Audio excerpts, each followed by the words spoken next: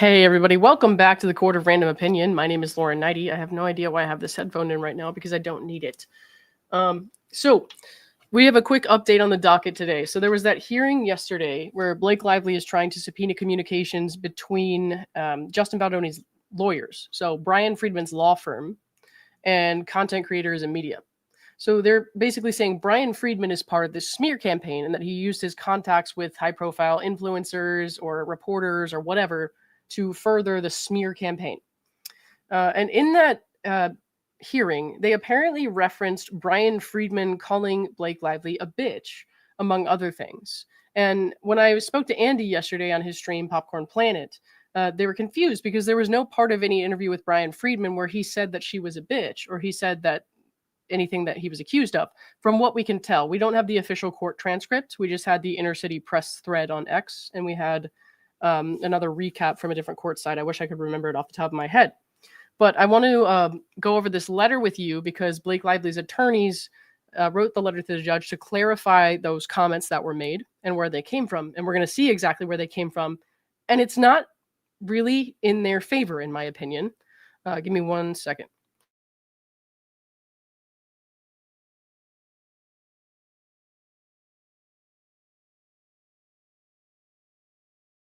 Also, I don't know if you guys have seen, but I've been on a bunch of different kind of legacy media websites today, and that's really weird to me.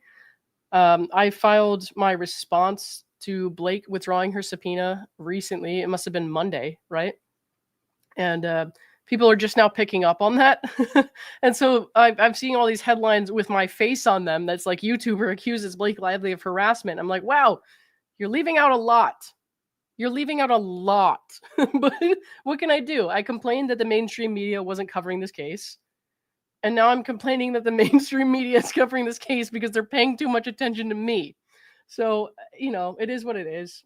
There's going to be a lot of Facebook moms and that type of people who just hate me because they don't understand the situation. Unfortunately, most people don't follow this case as closely as I do, and the people who are watching this do.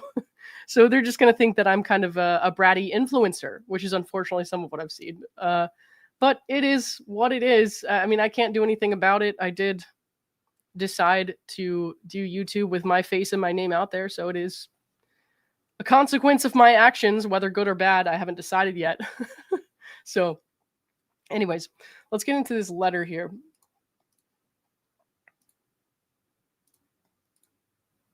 Okay. I'll move it so you guys can read too. There we go. All right. Dear Judge Lyman, we write to address certain questions raised by the court and answers given during the July 30th hearing on Liner, Freedman, Tatum, and Cooley motion to quash the Liner subpoena. During the hearing, the court posed questions regarding certain interrogatories propounded by Ms. Lively to the Wayfarer defendants. In response, undersigned counsel referred to the interrogatories that Ms. Lively has propounded, including interrogatories requesting that the Wayfarer parties identify all content creators and reporters and news or media outlets with whom they have communicated in any manner concerning Ms. Lively, Mr. Reynolds, the CRD complaint, the actions, the Lively Reynolds companies, or the digital campaign from May 1st, 2024 to present. And this is separate from the tag interrogatories that we were talking about before, because, you know, when we were all subpoenaed, the content creators, they tried to make it sound like Tag had named us on a list in response to the same interrogatories, and they were lying. You can call it clever wording, but in my opinion, they intentionally misled people to believe that we were on some list, and that was a lie. All right. The interrogatories and all other discovery requests propounded to the Wayfarer defendants in this action defined you to include the applicable Wayfarer defendant, and anyone else acting or purporting to act on their behalf, and anyone on whose behalf they are acting. We respectfully write to clarify that in response to the interrogatories that each defendant objected to. And then, of course, there's some redacted information here. I guess this is probably stuff that came up in discovery that we're not supposed to see yet. Counsel for Ms. Lively previously met and conferred with the Wayfarer defendants regarding this objection in connection with other issued discovery, and following those conferrals, the Wayfarer defendants indicated they interpret, and then there's redactions there. Many redactions, like there were in the second amended complaint against Jed Wallace, where we could only see like the Instagram post that they added in, but we couldn't really see much else. All right. In other words, they would not interpret redacted. Well, apparently you won't either, because I can't see what's happening here.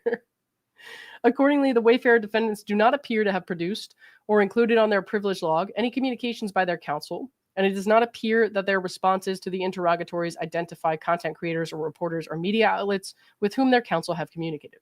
Okay. So they're saying they have not produced or included this. Okay. So what's the deal? Further, the court posed certain questions relating to privilege issues that could arise with respect to request number 7 and 8 regarding sources.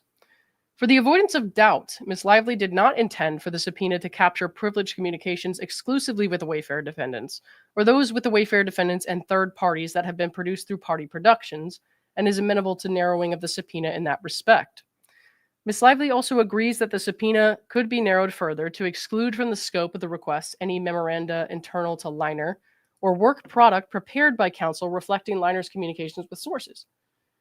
Okay, so what are you even asking for at this point then? That being said, Liner's actual communications with third-party sources are not privileged because they are not client communications and they do not reflect attorney mental impressions. I don't know about that. I'm going to have to ask somebody else who knows more about this stuff than me, obviously, because I've never seen anything like this in a court document. So, all right. Finally, the court inquired into the burden imposed on upon Liner by the subpoena. Ms. Lively respectfully notes that this case is distinguishable from many of the others cited in the papers, in part because Liner was given clear advance notice on December 23rd, 2024, that Mr. Freedman had defamed Ms. Lively and that his conduct had amounted to public relations work rather than that of an attorney. Okay, so this, just because you say that doesn't make it true. I mean, he could say something that she didn't like and she could say that's defamation. That doesn't make it true. So I don't know about that. We are required to follow a different set of professional standards than publicists and crisis managers. So they're just quoting ECF there. At the same time, the electronic case filings, I think. At the same time, counsel specifically advised Mr. Freedman that he was a fact witness to the unlawful retaliation against Ms. Lively, and as such instructed Mr. Freedman and Liner to preserve their documents, including, without limitation, all documents, electronically stored information, and metadata in their possession, custody, or control that relate to or are reasonably calculated to lead the discovery of evidence related to this matter in any way. Given this, Liner was on notice no later than December 23rd, 2024, that Mr. Freedman was a fact witness in this matter, and that further public attacks on Ms. Lively would be subject to discovery request, if not liability. So they're calling it public attacks, but an attorney is allowed to defend his client. So I guess the question is, did he kind of cross a line? I don't know about that. I don't think so. Having ignored that notice, Liner cannot now claim that providing the preserved documents about which Ms. Lively gave Liner notice more than 6 months ago constitutes undue burden or unfair surprise.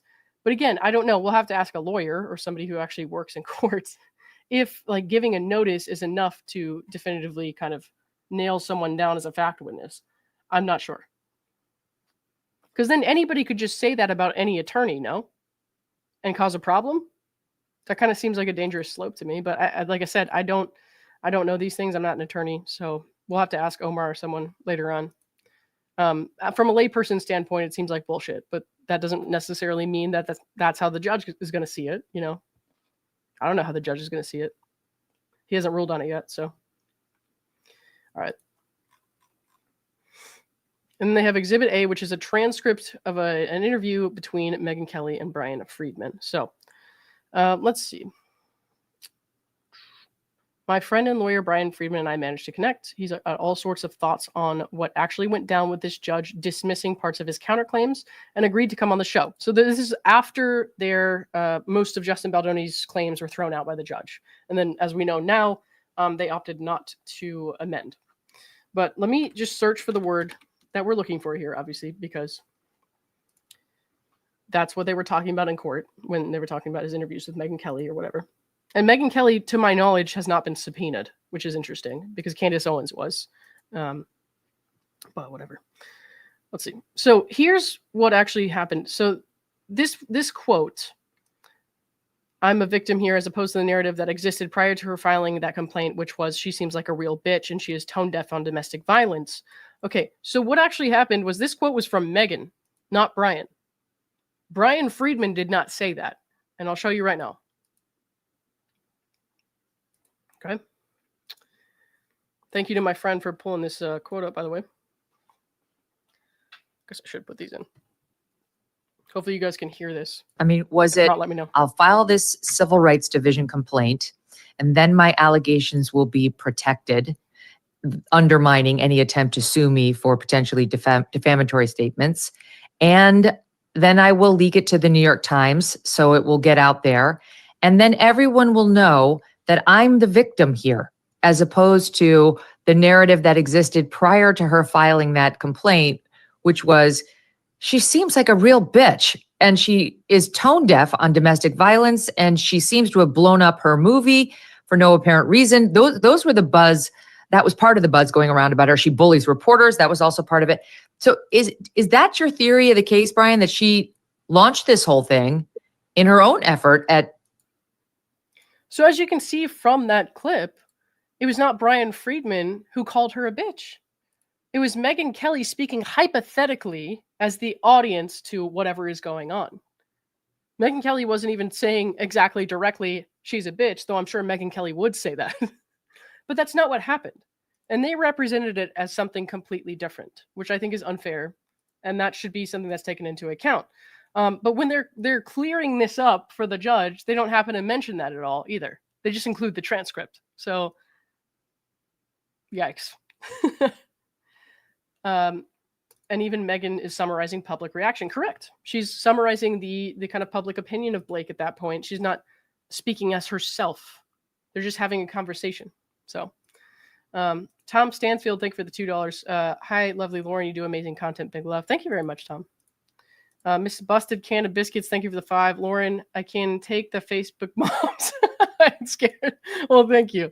Yeah, there's gonna be a lot of mean comments about me because I've never had this kind of a spotlight on me before. But like, I wasn't even asking for that. Like I said, I was frustrated that the mainstream media wasn't talking about the social media subpoenas. I didn't mean talk about me. That's not what I meant. Talk about someone else. All right, but it is what it is. Rochelle Taylor says, can't call her a bitch, but can call him a sexual predator. Exactly. It's nuts.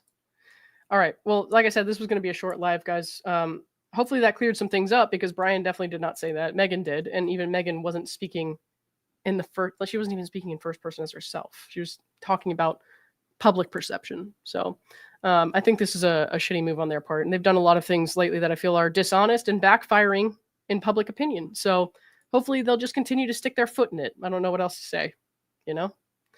Thanks, everybody. I got to get back to work, but I will see you all soon. All right. Bye.